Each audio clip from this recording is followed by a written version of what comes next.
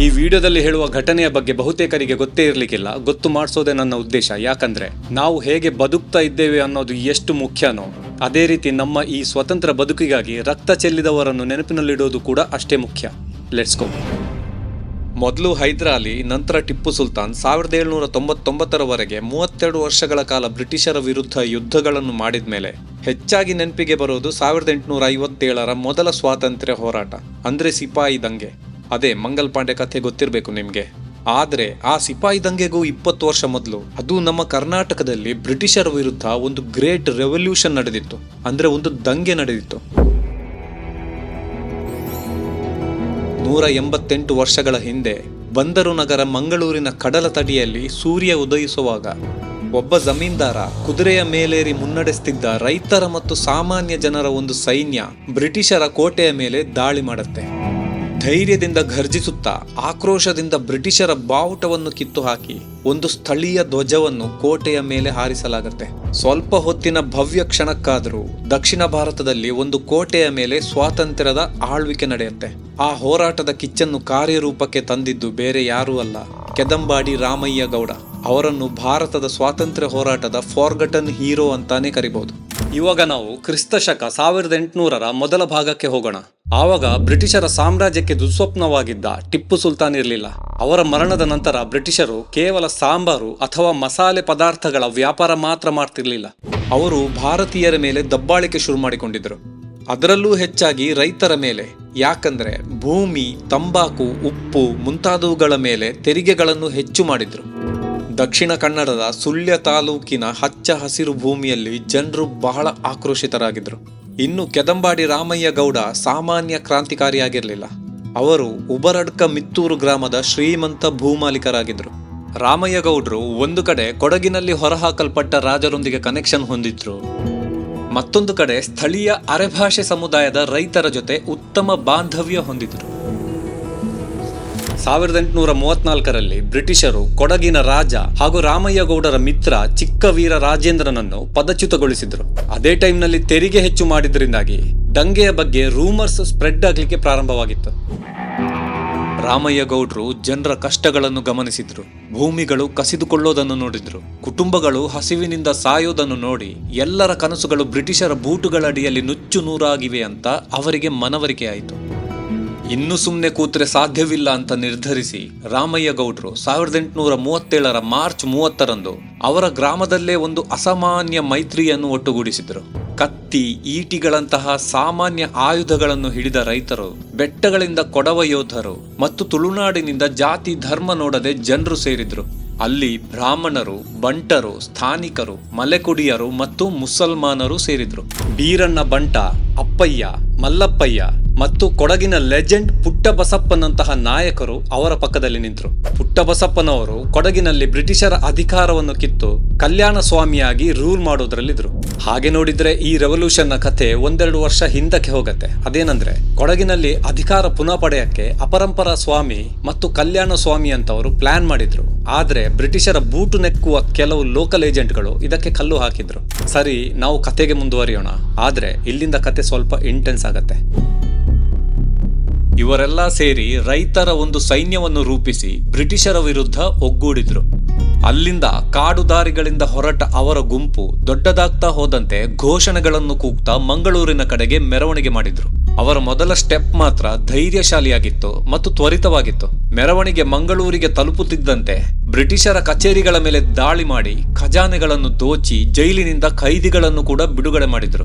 ಅವತ್ತಿನ ದಂಗೆ ಬಿರುಗಾಳಿ ತರ ಭಯಂಕರ ವೇಗದಲ್ಲಿ ಹರಡಿ ಮೊದಲು ಸುಳ್ಯದಿಂದ ಬೆಳ್ಳಾರೆ ಎಂಬಲ್ಲಿಗೆ ಬಂದು ಅಲ್ಲಿಂದ ಪುತ್ತೂರು, ನಂತರ ಬಂಟ್ವಾಳ ಕಡೆಯಿಂದ ಸೀದಾ ಮಂಗಳೂರಿಗೆ ತಲುಪಿತ್ತು. ಬ್ರಿಟಿಷರಿಗೆ ಶಾಕ್ ಆಗಿತ್ತು. ಯಾಕಂದ್ರೆ ಅಲ್ಲಿದ್ದವರು ಯಾರು ಟ್ರೈನಿಂಗ್ ಪಡೆದ ಸೈನಿಕರಲ್ಲ, ಅವರೆಲ್ಲ ತಮ್ಮ ಬದುಕಿಗಾಗಿ ಹೋರಾಡುವ ಸಾಮಾನ್ಯ ಜನರಾಗಿದ್ರು. ಏಪ್ರಿಲ್ 5ರಂದು ರಾಮಯ್ಯ ಗೌಡರ ಪಡೆಗಳು ಮಂಗಳೂರು ಕೋಟೆಯನ್ನು ಭೇದಿಸಿ ಬ್ರಿಟಿಷರ ಯೂನಿಯನ್ ಜಾಕ್ ಬಾವುಟವನ್ನು ಕೆಳಗಿಳಿಸಿ ಕೊಡಗಿನ ಹಾಲೇರಿ ರಾಜವಂಶದ ಜಂಗಮ ಬಾವುಟವನ್ನು ಏರಿಸಿದ್ರು.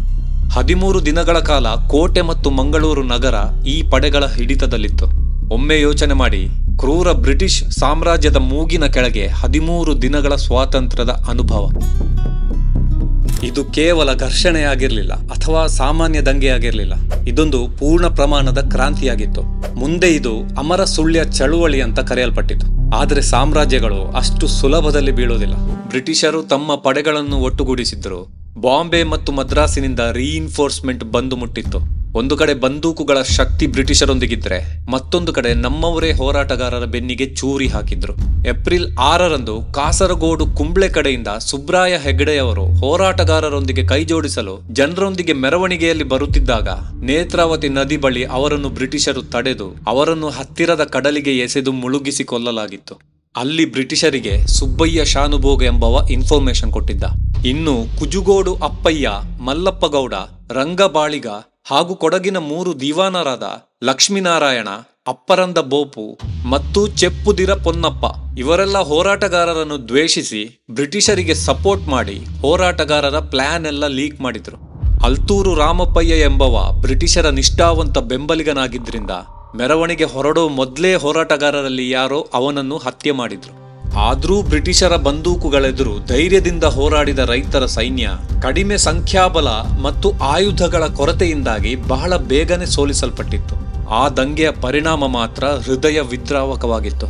ಏಪ್ರಿಲ್ 12ರಂದು ಅನೇಕ ನಾಯಕರನ್ನು ಬಂಧಿಸಿ ಮಂಗಳೂರಿನ ಬಿಕ್ಕರ್ನಕಟ್ಟೆ ಎಂಬಲ್ಲಿ ಸಾರ್ವಜನಿಕವಾಗಿ ಗಲ್ಲಿಗೇರಿಸಲಾಯಿತು. ಅಷ್ಟು ಮಾತ್ರವಲ್ಲ, ಉಳಿದವರಿಗೆ ಎಚ್ಚರಿಕೆಯಾಗಿರ್ಲಿ ಅಂತ ಗಲ್ಲಿಗೇರಿಸಿದವರ ಶವಗಳನ್ನು ಅಲ್ಲಿಯೇ ಕೊಳೆಯಲು ಬಿಟ್ಟಿದ್ರು ಬ್ರಿಟಿಷರು. ಇಲ್ಲಿ ರಾಮಯ್ಯ ಗೌಡ್ರು, ಅವರ ಮಗ ಸಣ್ಣಯ್ಯ ಹಾಗೂ ಕುಕನೂರು ಚಿನ್ನಯ್ಯನಂತಹ ನಾಯಕರು ಸ್ವಲ್ಪದ್ರಲ್ಲೇ ಸಾರ್ವಜನಿಕ ಗಲ್ಲು ಶಿಕ್ಷೆಯಿಂದ ತಪ್ಪಿಸಿಕೊಂಡಿದ್ರು. ಆದರೆ ನಂತರ ಅವರನ್ನು ಸಿಂಗಾಪುರ್ ಮತ್ತು ಬರ್ಮಾದಂತಹ ದೂರದ ಬ್ರಿಟಿಷ್ ಕಾಲೋನಿಗಳಿಗೆ ಗಡಿಪಾರು ಮಾಡಲಾಗಿತ್ತು. ಅಲ್ಲಿಂದ ಅವರು ಹಿಂದಿರುಗಲೇ ಇಲ್ಲ. ಹಿಸ್ಟ್ರಿಯಿಂದಲೇ ಅವರ ಹೆಸರುಗಳನ್ನು ಅಳಿಸಿ ಹಾಕಲಾಗಿತ್ತು. ಇಲ್ಲಿ ನೀವು ಹೇಳ್ಬೋದು, ಪುಟ್ಟಬಸಪ್ಪ ಔರ್ ಕಲ್ಯಾಣ ಸ್ವಾಮಿ ತಮ್ಮ ಗದ್ದುಗೆಗಾಗಿ ಹೋರಾಡಿದ್ರಂತ. ಆದ್ರೆ ರಾಮಯ್ಯ ಗೌಡ್ರಿಗೆ ಲೋಕಲ್ ರೈತರ ಮತ್ತು ಸಾಮಾನ್ಯ ಜನರ ಬೆಂಬಲ ಇದ್ದಿದ್ರಿಂದ ಅವರು ಆ ಜನರಿಗಾಗಿ ಮತ್ತು ತಮ್ಮ ಸ್ನೇಹಿತ ಪುಟ್ಟಬಸಪ್ಪನಿಗಾಗಿ ಅವತ್ತು ಬ್ರಿಟಿಷರ ವಿರುದ್ಧ ದಂಗೆಯ ನಾಯಕತ್ವ ವಹಿಸಿದ್ರು. ಏನೇ ಆಗಿದ್ರೂ ನಾವು ಊಹಿಸಲಿಕ್ಕೂ ಅಸಾಧ್ಯವಾದ ಆ ಸಮಯದಲ್ಲಿ ಒಂದು ಬೃಹತ್ ಸಾಮ್ರಾಜ್ಯದ ವಿರುದ್ಧ ಹೇಗೆ ಸಾಮಾನ್ಯ ಜನರು ಒಟ್ಟಿಗೆ ಸೇರಿ 13 ದಿನಗಳ ಕಾಲವಾದರೂ ಕೋಟೆಯನ್ನು ವಶಪಡಿಸಿಕೊಂಡಿದ್ರು ಎಂಬುದು ಮುಖ್ಯವಾಗತ್ತೆ. ಇಲ್ಲಿ ನೀವು ಮತ್ತೊಂದು ನೆನಪಿನಲ್ಲಿಡಬೇಕು, ಸರಕಾರದ ಬೂಟು ನೆಕ್ಕುವ ಜನವಿರೋಧಿ ಕುತಂತ್ರಿಗಳು ಅಂದೂ ಇದ್ರು, ಇಂದೂ ಇದ್ದಾರೆ.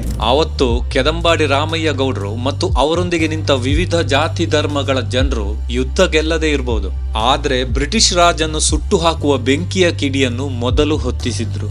ಮುಂದಿನ ಬಾರಿ ಸ್ವಾತಂತ್ರ್ಯ ಹೋರಾಟಗಾರರ ಬಗ್ಗೆ ಯೋಚಿಸಿದಾಗ ಇಂತಹ ಅಸಂಖ್ಯಾತ ತೆರೆಮರೆಯ ಹೋರಾಟಗಾರರ ಹೆಸರನ್ನು ನೆನ್ಪಿಟ್ಟುಕೊಳ್ಳಿ. ಯಾಕಂದ್ರೆ ಇತಿಹಾಸವು ಕೇವಲ ವಿಜೇತರ ಬಗ್ಗೆ ಮಾತ್ರವಲ್ಲ, ಮಹಾತ್ಮ ಗಾಂಧಿ ಹಾಗೂ ಸುಭಾಷ್ ಚಂದ್ರ ಬೋಸ್ರಂತಹ ಪ್ರಸಿದ್ಧ ವ್ಯಕ್ತಿಗಳ ಬಗ್ಗೆ ಮಾತ್ರವಲ್ಲ.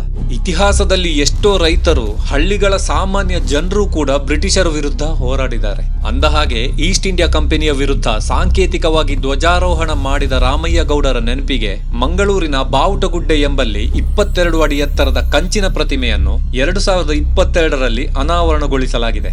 ಬಾವುಟ ಹಾರಿಸಿದ್ರಿಂದ ಬಾವುಟಗುಡ್ಡೆ ಹಾಗೂ ಭೀಕರ ರಣ ನಡೆದ ಅಂದ್ರೆ ಯುದ್ಧದಿಂದ ಮಾರಣ ಹೋಮ ನಡೆದ ಸ್ಥಳಕ್ಕೆ ಬಿಕರ್ನಕಟ್ಟೆ ಅಂತ ಹೆಸರು ಬಂದಿದೆ. ಕನ್ನಡದಲ್ಲಿ ಇಂತಹ ಮಾಹಿತಿಯುಕ್ತ ವಿಡಿಯೋಗಳಿಗಾಗಿ ಜ್ಞಾನಿ ಚಾನೆಲ್ ಅನ್ನು ಸಬ್ಸ್ಕ್ರೈಬ್ ಮಾಡಿ. ಟೇಕ್ ಕೇರ್, ಬಾಯ್.